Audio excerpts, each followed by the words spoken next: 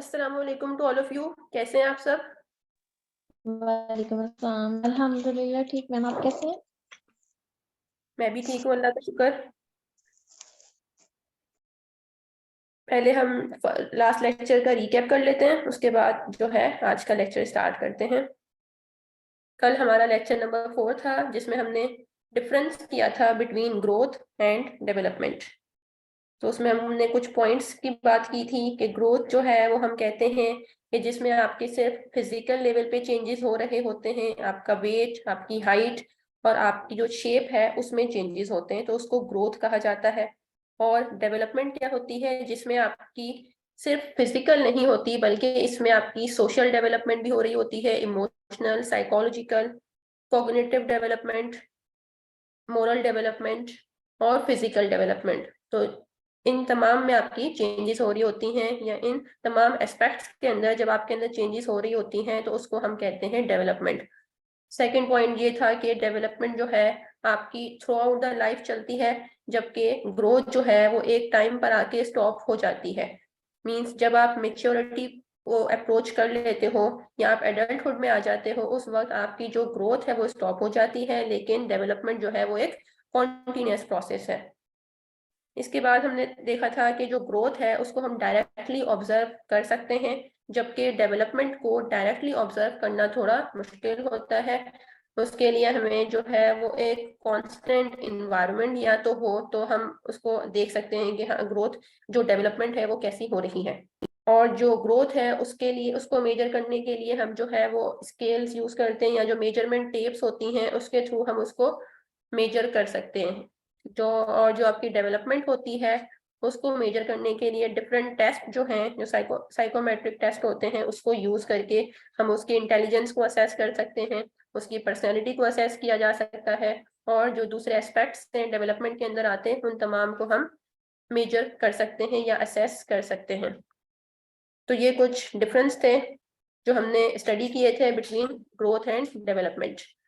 उसके बाद हमने टॉपिक किया था सेकंड वाला, टाइप्स ऑफ एजेस, जिसमें मैंने आपको 4 टाइप्स ऑफ एजेस बताई थी। जिसमें सबसे पहली थी क्रोनोलॉजिकल एज, जिसको कैलेंडर एज भी कहा जाता है, जो कि हम ईयर्स या मंथ्स के अंदर मेजर कर रहे होते हैं, लाइक 22 ईयर्स, 23 ईयर्स। तो ये आपकी क्रोनोलॉजिकल या कैलेंडर एज होती है। फिर दूसरी हमने पढ़ी थी, दूसरी होती है बायोलॉजिकल एज, जिसको फिजियोलॉजिकल एज भी कहा जाता है। बायोलॉजिकल एज या फिजियोलॉजिकल एज हम कहते हैं कि हमारी जो बॉडी के जो सेल्स हैं उसकी जो फंक्शनिंग है या उसका स्ट्रक्चर किस तरह का है, तो उसकी एज क्या है। अच्छा, इसमें मैंने कल आपको सिर्फ और सिर्फ ड्रग्स की यहाँ पे बात की थी, तो यहाँ पे हम न्यूट्रिशन को भी ले सकते हैं कि हमारी जो न्यूट्रिशन है उसी की बेस पे होता है ना कि हमारी सेल्स कितने हेल्दी हैं। एक बंदा हेल्दी जब कंसीडर होता है ना, तब अगर वो अच्छी न्यूट्रिशन ले रहा है, अगर वो अच्छी डाइट ले रहा है, प्रॉपर न्यूट्रिशन लेता है, तो जो है वो उस एज के अंदर वो वैसा ही दिखता है। जैसे अगर यंग एज है तो उसमें अगर आप प्रॉपर न्यूट्रिशन ले रहे हो तो आप जो है वो यंग ही नजर आते हो। इसी तरह अगर आप, जिस तरह आपकी स्टेज टू स्टेज आप बढ़ते जाते हो, आपके अंदर डेवलपमेंट हो रही है, ग्रोथ हो रही होती है, तो आपकी जो बायोलॉजिकल डेवलपमेंट होती है या जो आपकी जो बायोलॉजिकल एज है वो आपकी डिपेंड कर रही होती है हमारी न्यूट्रिशन पे। और फिर जब हम न्यूट्रिशन सही नहीं ले रहे होते तो जिसकी वजह से जो है हमें डॉक्टर्स के पास जाना पड़ता है, तो फिर हमें जो है वो हम ड्रग्स को यूज करके हमारी जो न्यूट्रिशनल डेफिशिएंसीज होती हैं उसको कंप्लीट किया जाता है। क्योंकि हमारी अंदर क्या होता है, कभी विटामिन डी की कमी हो जाती है, कभी कैल्शियम जो है वो प्रॉपर नहीं होता हमारी बोन्स में, जिसकी वजह से बायोलॉजिकल एज जो है वो कम होती है। तो उसको जो है वो हम इस तरह से लेवल में लेके आ सकते हैं, अच्छी न्यूट्रिशन लेके या फिर ड्रग्स को यूज करते हुए। फिर हमने थर्ड टाइप पढ़ी थी साइकोलॉजिकल एज। उसमें हमने देखा था कि एक इंडिविजुअल जो है वो किस तरह सिचुएशन को कोप करता है या किस तरह इन्वायरमेंट में एडजस्ट होता है। फिर हमने इसमें देखा था कि हम किस तरह मेंटल एज को कैलकुलेट कर सकते हैं। मेंटल एज को हम कैलकुलेट करने के लिए क्रोनोलॉजिकल एज को डिवाइड करते हैं अपने आईक्यू स्कोर के साथ, फिर उसको मल्टीप्लाई कर देते हैं 100 से, जिसके रिजल्ट में हमें मेंटल एज हमारी पता चल जाती है कि हाँ, हमारी मेंटल एज कितनी है। उसके बाद लास्ट हमने पढ़ी थी सोशल एज। सोशल एज कहा जाता है कि आपकी जो आप जिस भी सोसाइटी में रहते हो या हम जिस भी कल्चर में रहते हैं, उस कल्चर में या उस सोसाइटी में कुछ नॉर्म्स या कुछ एक्सपेक्टेशंस की जाती हैं हर इंसान से, हर इंडिविजुअल से कोई ना जो है एक्सपेक्टेशन या नॉर्म उसके लिए बनाया गया होता है। ठीक है, तो अगर हमारी एज जो है वो एक क्रोनोलॉजिकल एज जो है वो हो जाती है लाइक 25 हो गई है, ठीक है, तो हमारे सोसाइटी या हमारे कल्चर का एक नॉर्म है या एक एक्सपेक्टेशन कह लें कि इस एज में जो है हमारी स्टडीज जो है वो कंप्लीट हो जानी चाहिए। ठीक है, 30 में जो है जो एक शादी है, ठीक है, वो हो जानी चाहिए, फिर आपकी एक फैमिली लाइफ स्टार्ट होती है। तो ये क्या है, ये एक हमारी सोसाइटी की तरफ से बनाए हुए कुछ नॉर्म्स और एक्सपेक्टेशंस हैं। तो इसी तरह जैसे जैसे हमारी क्रोनोलॉजिकल एज बढ़ रही होती है, इसी तरह हमारी जो सोशल एज है ना वो भी बढ़ रही होती है। तो ये जो था ये हमारा लास्ट लेक्चर के बारे में था। अगर आप में से किसी का लास्ट लेक्चर से रिलेटेड कोई क्वेश्चन है तो आप पूछ लें, फिर हम आज का लेक्चर स्टार्ट करते हैं।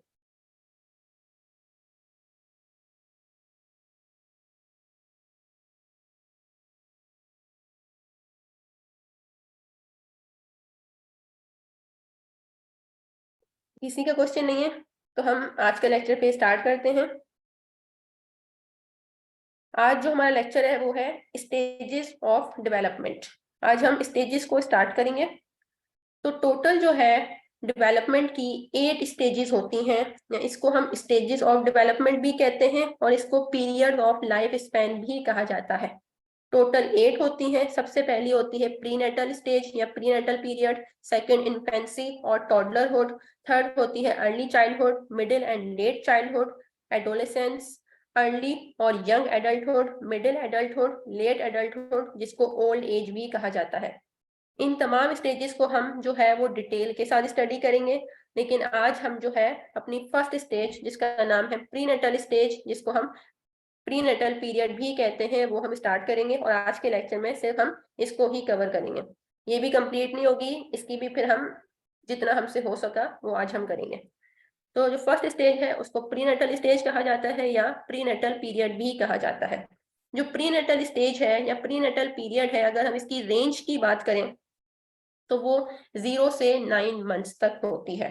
ठीक है, यानी कि जब एग सेल और स्पर्म आपस में मिलते हैं तब से ये एज जो है, जो आपकी स्टेज है प्रीनेटल स्टेज, स्टार्ट हो जाती है और ये आपकी चलती है कब तक, पूरे 9 मंथ तक। डेवलपमेंट विद इन द वॉर्म, the growth and development of human being from a single cell to an incredibly complex being with billions of specialized cells. इस पीरियड में क्या होता है, इस 0 से 9 मंथ्स तक के जो पीरियड है इसमें क्या होता है कि जो डेवलपमेंट है ना वो हो रही होती है विद इन द वॉर्म। ठीक है, यानी कि मदर की वॉर्म में ही डेवलपमेंट हो रही है। जो प्रीनेटल स्टेज है या आपकी वो स्टेज होती है जो इन दी वॉर्म ऑफ मदर हो रही होती है। इसमें क्या होता है कि एक सिंगल सेल जो है वो डेवलप होता होता, उसमें ग्रोथ होती होती वो एक ऐसा सेल बन जाता है या एक ऐसा बीइंग बन जाता है जिसके अंदर बिलियंस ऑफ स्पेशलाइज्ड सेल्स आ जाते हैं। जैसे जैसे जैसे वो ग्रो करेगा, एक सिंगल सेल जैसे जैसे ग्रो करता जाता है तो उसमें अलग अलग फंक्शंस या अलग अलग सिस्टम जो है वो डेवलप होते जाते हैं। तो इस स्लाइड में सिर्फ हमें ये देखना है कि आपकी जो प्रीनेटल स्टेज होती है उसकी रेंज क्या है, 0 से 9 मंथ्स। और प्रीनेटल स्टेज कहा किसको जाता है, जो कि विद इन द वॉर्म ऑफ मदर हो रही होती है, उसको कहा जाता है प्रीनेटल स्टेज। अब प्रीनेटल स्टेज में कौन कौन से फंक्शंस होते हैं, तो सबसे पहले प्रीनेटल स्टेज में जो है हमारी जो इंडिविजुअल के जो बेसिक बॉडी स्ट्रक्चर्स हैं वो फॉर्म हो रहे होते हैं, और साथ साथ जो ऑर्गन्स होते हैं हमारी बॉडी के, जो इंटरनल ऑर्गन्स हैं उसकी फॉर्मेशन हो रही होती है। सेकेंडली क्या हो रहा होता है, फिजिकल ग्रोथ जो है इस पीरियड में सबसे ज्यादा रैपिड होती है। अगर पूछा जाए कि जो एक इंडिविजुअल की जो थ्रू आउट लाइफ है उसमें टोटल 8 स्टेजेस होती हैं, तो वो कौन सी स्टेज है जिसमें फिजिकल ग्रोथ आपकी पीक पे होती है, यहाँ पे बहुत ज्यादा रैपिड होती है, तो वो स्टेज होती है प्रीनेटल स्टेज, जिसमें हमारी जो फिजिकल ग्रोथ है वो बहुत ज्यादा रैपिड होती है। फिर आती है vulnerability to environmental influences is great. अच्छा, अब इस पीरियड में क्या होता है कि इन्वायरमेंटल इन्फ्लुएंसेस जो है वो बहुत ज्यादा इम्पैक्ट कर रहे होते हैं उस इंडिविजुअल के ऊपर जो विद इन द वॉर्म होता है, ठीक है। मदर की वॉर्म में जो इंडिविजुअल है, ठीक है, या जो फीटस है, उसके ऊपर जो इन्वायरमेंटल इन्फ्लुएंसेस हैं वो बहुत ज्यादा होंगे उस वक्त। इस वजह से जो है उस टाइम पे मदर को जो है अपनी केयर जो है वो बहुत ज्यादा करनी होती है। उसको ऐसा इन्वायरमेंट प्रोवाइड किया जाए जो कि स्ट्रेसफुल ना हो, जहाँ पे वो इजीली रह सके या कोई टेंशन स्ट्रेस ना हो, ताकि क्या हो, जो बेबी है उसके ऊपर कोई नेगेटिव इन्फ्लुएंस ना हो सके। इसके बाद जो है प्रीनेटल पीरियड या जो प्रीनेटल स्टेज है वो फर्दर जो है वो 3 स्टेजेस या 3 फेजेस में डिवाइड होता है। यानी कि जो आपकी प्रीनेटल पीरियड है उसमें 3 स्टेजेस होती हैं। एक सबसे पहला जो है उसको जर्मिनल स्टेज कहा जाता है, सेकंड होती है एम्ब्रियोनिक स्टेज, और थर्ड होती है फीटल स्टेज। अब वन बाय वन हम देखेंगे कि जर्मिनल स्टेज में क्या होता है, एम्ब्रियोनिक स्टेज में क्या होता है और फीटल स्टेज में क्या होता है। सबसे पहली है जर्मिनल स्टेज। जर्मिनल स्टेज जो है उसके अगर हम टाइम पीरियड की बात करें तो जो स्टार्टिंग के 2 वीक्स होते हैं, कॉन्सेप्शन होने के 2 वीक्स तक जो आप एक स्टेज चल रही है या जो टाइम पीरियड चल रहा होता है उसको कहा जाता है जर्मिनल स्टेज। इस स्टेज में क्या क्या होता है, कॉन्सेप्शन का प्रोसेस होता है, इम्प्लांटेशन होती है और प्लेसेंटा फॉर्मेशन होती है।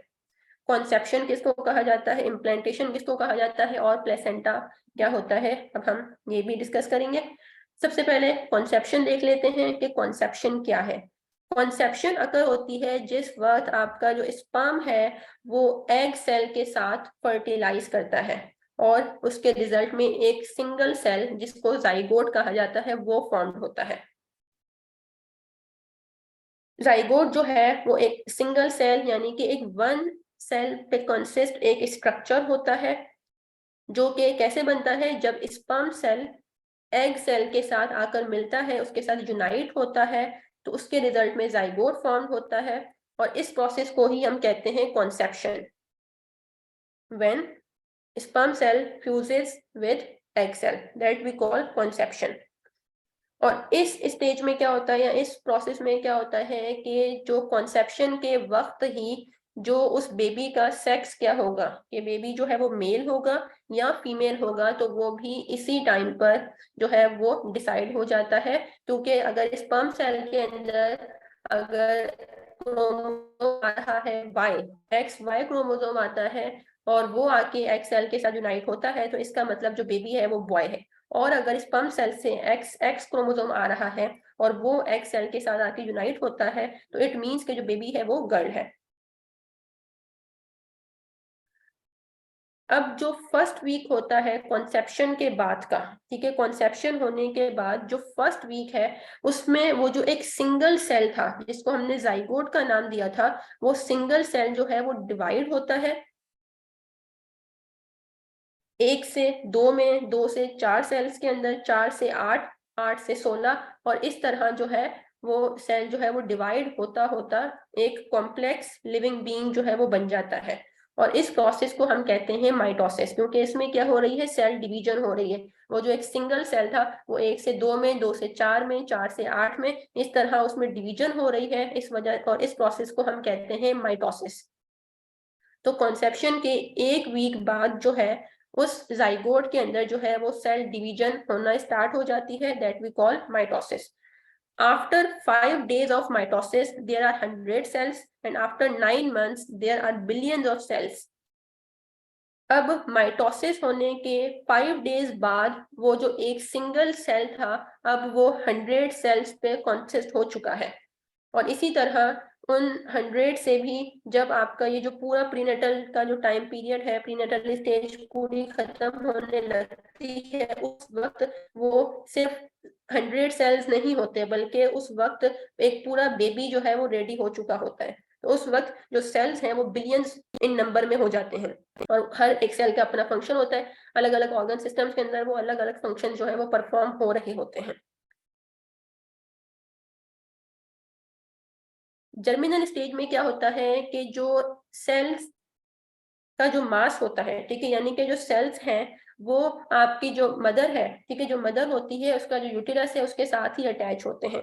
और जब एक दफा ये यूटेरस के साथ वो मास ऑफ सेल जो बॉल है एक, जब वो अटैच हो जाती है तो उसके रिजल्ट में जो है एक नेक्स्ट स्टेज बिगिन हो जाती है जिसको हम कहते हैं एम्ब्रियोनिक स्टेज। अगर हम अब इस जर्मिनल स्टेज को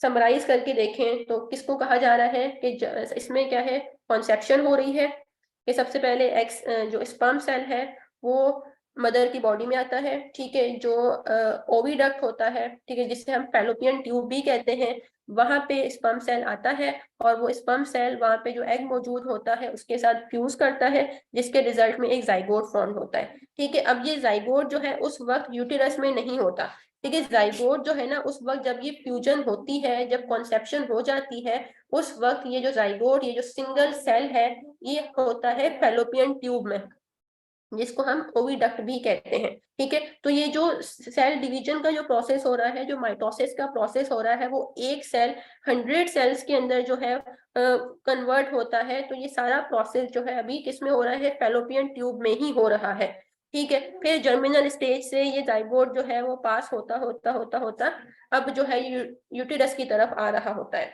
ठीक है। यूटेरस क्या है, एक मस्कुलर बैग होता है जो कि कंसिस्ट करता है 3 लेयर्स के ऊपर। सबसे आउटर जो लेयर होती है उसको कहा जाता है पेरीमेट्रियम, जो मिडिल लेयर होती है उसको कहा जाता है मायोमेट्रियम, और जो इनर लेयर होती है वो होती है एंडोमेट्रियम। जो पेरीमेट्रियम होती है उसका जस्ट फंक्शन ये होता है कि वो यूटेरस को एक शेप प्रोवाइड करता है। जो मायोमेट्रियम होती है उसका फंक्शन ये होता है कि जब डिलीवरी का टाइम होता है उस वक्त जो लेबर पेन कॉज करता है, तो इस ही जो लेयर है इसमें कॉन्ट्रैक्शन होती है जिसकी वजह से जो है डिलीवरी पॉसिबल होती है। और जो थर्ड वाली लेयर है जिसको हम कहते हैं एंडोमेट्रियम, उसका फंक्शन क्या होता है कि वो एक तरह से हम कह सकते हैं कि जैसे स्पंजी लाइक शेप होती है ना, जो हम स्पंज यूज करते हैं किचन में, उस तरह की शेप का होता है, सॉफ्ट सा, जिसके अंदर वो बेबी जो है वो फ्लोट करता है, ठीक है, उस ताकि बेबी को जो है वो कोई हार्म ना हो। तो इस वजह से वो जो लेयर होती है वो इसका फंक्शन परफॉर्म कर रही होती है। अब क्या होता है कि जर्मिनल स्टेज हो जाती है तो इसके बाद जो है वो शुरू होती है एम्ब्रियोनिक स्टेज।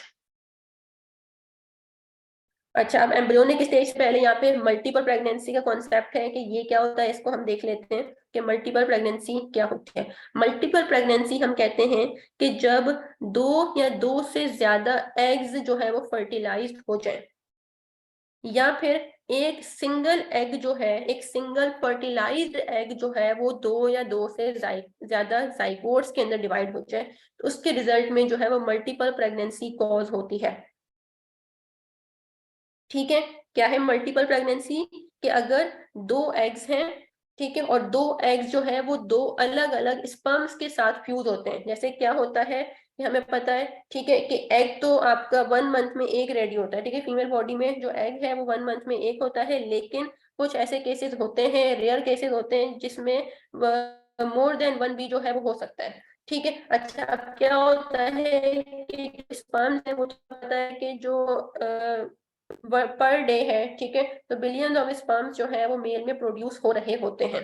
तो अब मल्टीपल प्रेगनेंसी कब अकर होती है, जब दो अलग अलग एग सेल, ठीक है, दो अलग अलग सेल एग सेल है फीमेल बॉडी में, ठीक है, जिसको हम ओवा भी कहते हैं। तो अगर उन दो अलग अलग ओवा के साथ या उन दो अलग अलग एग सेल के साथ दो अलग अलग स्पर्म्स आके फ्यूज हो जाते हैं, मींस क्या हुआ कि दो स्पर्म सेल्स फीमेल बॉडी में एंटर हुए, ठीक है, उन दोनों अलग अलग स्पर्म्स ने दो अलग अलग ओवा या दो अलग अलग एग सेल्स के साथ आके फ्यूज किया, ठीक है। तो इस तरह दो जाइगोट बन गए। तो अब जब दो जाइगोट बन गए तो अब ये दो जाइगोट यानी कि दो बेबीज जो है वो बनेंगे, तो इसको कहा जाता है मल्टीपल प्रेगनेंसी। और दूसरा केस ये हो सकता है कि एक ही स्पर्म सेल आता है, ठीक है, और वो एक स्पर्म सेल एक ही एग के साथ जो है वो फ्यूज करता है, एक ही ओवा के साथ फ्यूज करे, लेकिन फिर क्या हो कि वो ओवा के फ्यूज होने के बाद वो ओवा जो है एक से ज्यादा जाइगोट्स के अंदर डिवाइड हो जाता है।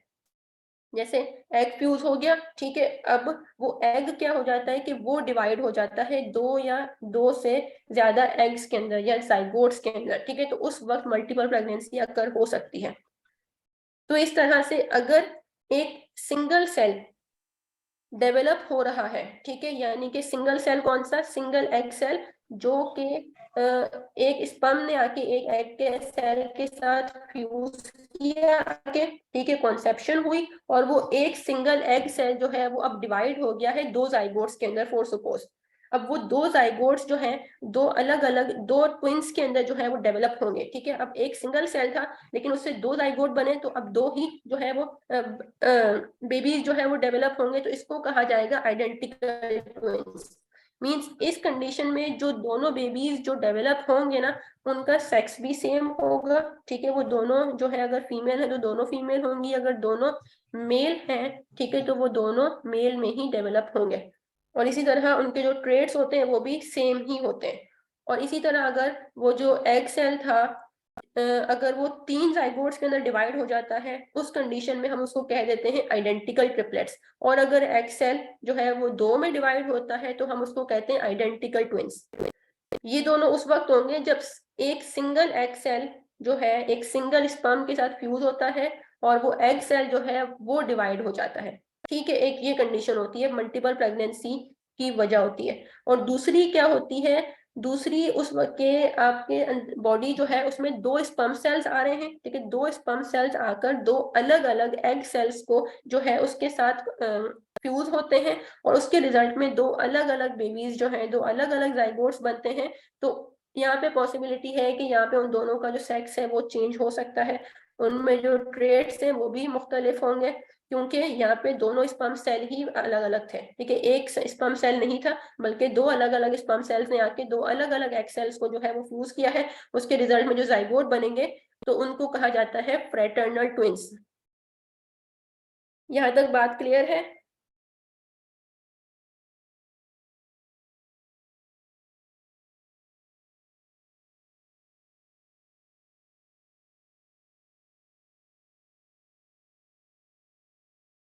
चलिए, अब मल्टीपल प्रेगनेंसी के बाद जो है कॉन्सेप्ट आता है, जो सेकंड स्टेज थी प्रीनेटल स्टेज की, वो है एम्ब्रियोनिक स्टेज।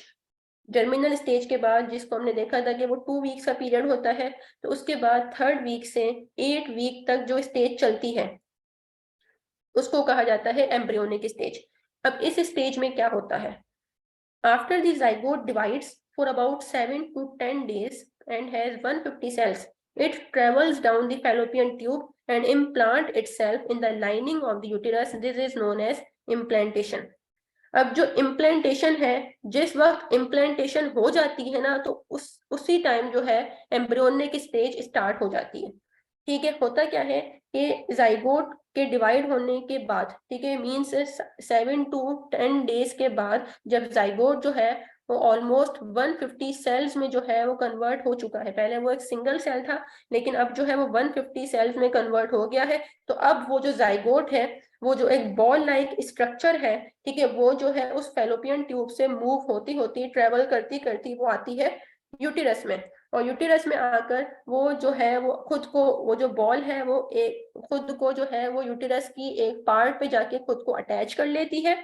इस प्रोसेस को कहा जाता है इम्प्लांटेशन। मींस वो जो बॉल जब यूटिरस में आती है फेलोपियन ट्यूब से, तो वो खुद को जो है वो एक यूटिरस की एक पार्ट के साथ जो है वो इम्प्लांट कर लेती है या अटैच कर लेती है, तो इस प्रोसेस को हम कहते हैं इम्प्लांटेशन। तो जैसे ही इम्प्लांटेशन हो जाती है तो एम्ब्रियोनिक स्टेज जो है वो स्टार्ट हो जाती है।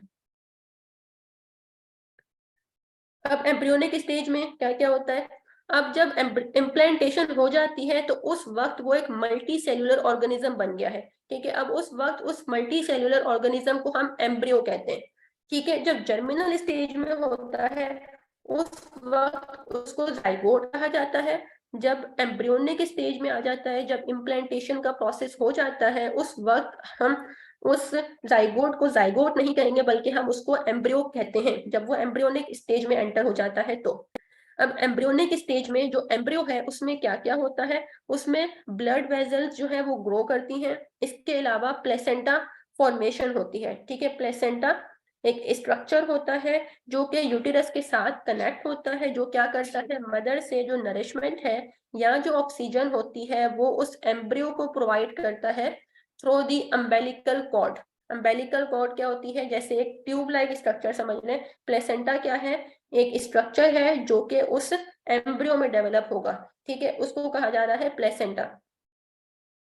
और जो है मदर का जो यूटेरस है, ठीक है, और प्लेसेंटा जो उस एम्ब्रियो का है, ठीक है। अब इन दोनों को आपस में ज्वाइन होने के लिए, इन दोनों को आपस में इंटरेक्ट करने के लिए कोई चीज तो चाहिए ना। अब उस चीज का नाम है अम्बेलिकल कॉर्ड, जो कि एक ट्यूब लाइक होती है। वो जो एम्ब्रियो है उसका प्लेसेंटा के साथ, एक एंड जो है उसका प्लेसेंटा के साथ अटैच होगा, दूसरा एंड जो है मदर का जो यूटेरस है उसके साथ अटैच होता है, जिसके थ्रू क्या होता है कि जो मदर जो भी उसका जो ब्लड है और जो फूड है या जो नरिशमेंट है, जो ऑक्सीजन है, वो उससे उस एम्ब्रियो को मिलती है। और इसी तरह जो एम्ब्रियो का एक्सक्रीटरी प्रोडक्ट होता है या जो वेस्ट प्रोडक्ट होता है, वो उसी एम्बेलिकल कॉर्ड से जो है वो मदर के ब्लड में आ जाता है। फिर मदर के ब्लड से जो है वो एक्सपेल्ड आउट जो है वो हो जाता है by the process of excretion.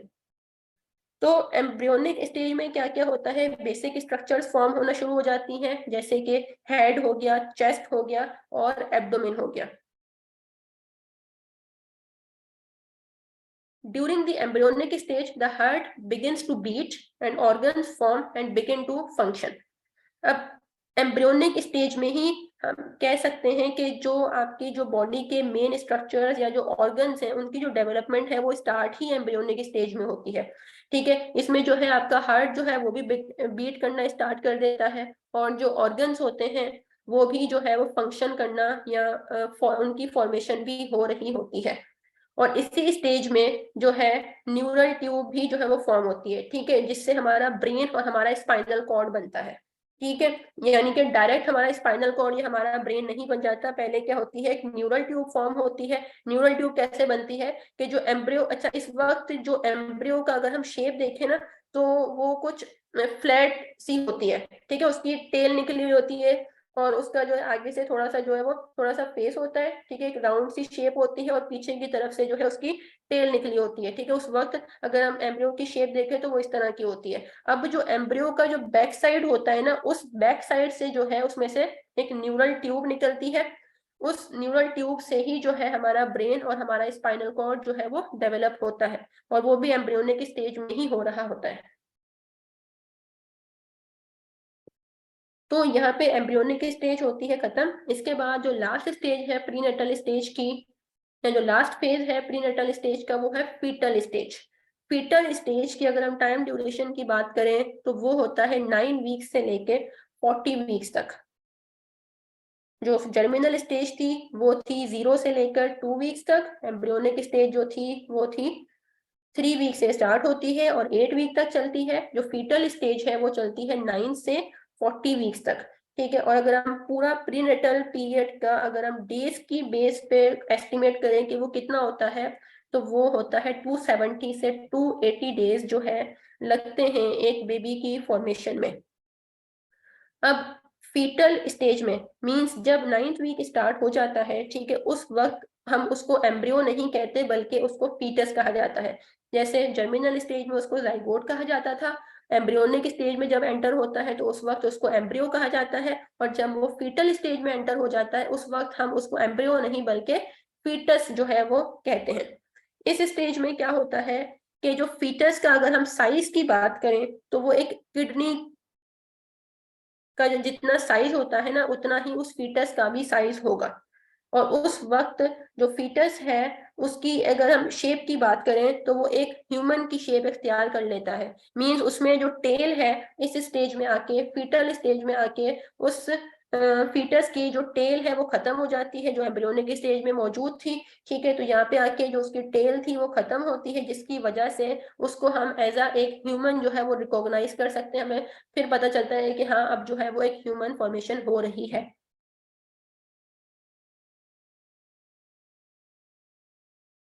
अब 9 वीक से 12 वीक तक जो है क्या होता है कि जो सेक्स ऑर्गन्स होते हैं बेबी के वो डिफ्रेंशिएट करना शुरू करते हैं, ठीक है।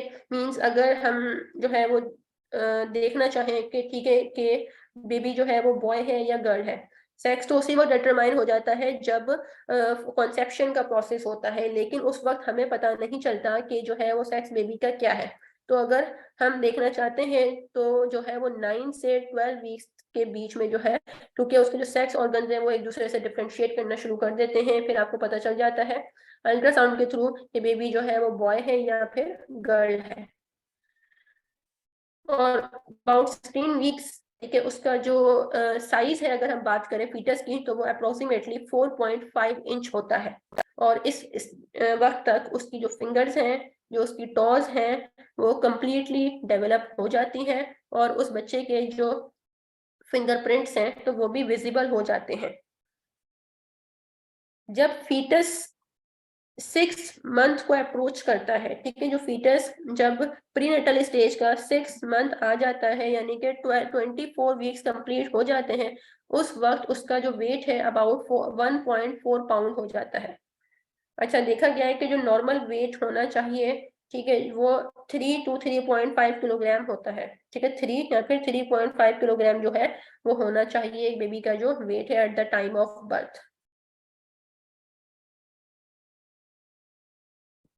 इसके बाद जो फीटल स्टेज है उसमें जो उसका हियरिंग सेंस होता है वो कंप्लीटली डेवलप हो चुका होता है, ठीक है, कंप्लीटली डेवलपमेंट उसकी हो गई होती है, यानी कि वो जो है वो साउंड को रिस्पॉन्ड करता है, ठीक है। इसके अलावा जो उसके इंटरनल ऑर्गन्स होते हैं, जैसे कि उसके लंग्स हो गए, उसका हार्ट हो गया, उसका स्टमक हो गया, उसकी इंटेस्टाइन हो गई, वो जो है वो डेवलप हो जाती हैं, ठीक है। यानी कि अगर उस टाइम उसकी बर्थ हो भी जाए ना, ठीक है, तो वो एक प्री मेच्योर बेबी कंसीडर किया जाएगा, क्योंकि उसकी जो उसने अपना मुकम्मल जो टाइम पीरियड था वो कंप्लीट नहीं किया, जो कि 40 वीक्स का था, लेकिन उसने जो है वो 16th वीक में ही, क्योंकि जो इंटरनल ऑर्गन्स थे वो फॉर्म हो जाते हैं, तो अगर इस रिजल्ट में, इस स्टेज में आके, इस टाइम पीरियड में अगर जो है बेबी जो है या जो फीटस जो है वो बॉर्न हो जाता है, ठीक है, तो वो प्री मेच्योर कंसीडर किया जाता है। यहाँ पे चांसेस होते हैं कि वो सरवाइव कर ले, लेकिन बहुत रेयरली ही ऐसा होता है कि इस स्टेज में अगर बच्चे की बर्थ हो गई है तो वो सरवाइव कर सके, क्योंकि हो तो जाती है कि हाँ इस एबल तो हो गया है, लेकिन अभी भी क्योंकि वो है तो एक टाइम पीरियड जो बनाया हुआ है वो तो कंप्लीट करना जरूरी है ना, अगर वो कंप्लीट नहीं हुआ तो इट मीन्स कि अभी भी कोई डेफिशिएंसीज हैं।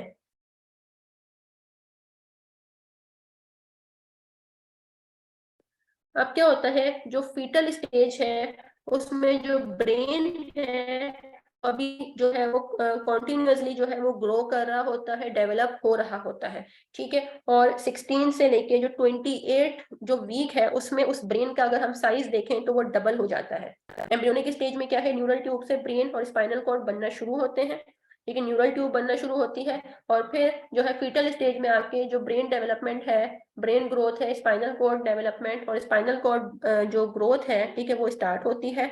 और इसी तरह 16 वीक से लेके 28 वीक तक जो उसका साइज है वो जो है वो डबल हो जाता है।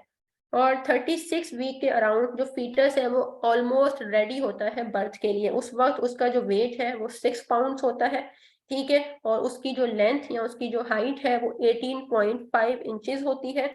और 37 वीक तक उसके जितने भी ऑर्गन सिस्टम्स होते हैं वो इस एबल अब हो गए हैं कि अगर वो वर्म से बाहर आ भी जाता है तो वो जो है वो सरवाइव कर सकता है। अब उसको कोई रिस्क फैक्टर नहीं है कि वो प्री मेच्योर जो है वो बॉर्न अगर 37 वीक के बाद अगर उसकी बॉर्न हो भी जाती है, ठीक है, उसकी बर्थ हो जाती है, तो वो सरवाइव करने के चांसेस बहुत ज्यादा होते हैं, ठीक है, क्योंकि अब जो है उसकी ब्रेन डेवलपमेंट भी कंप्लीट हो गई है और बाकी जो ऑर्गन सिस्टम थे उनकी डेवलपमेंट भी हो गई है।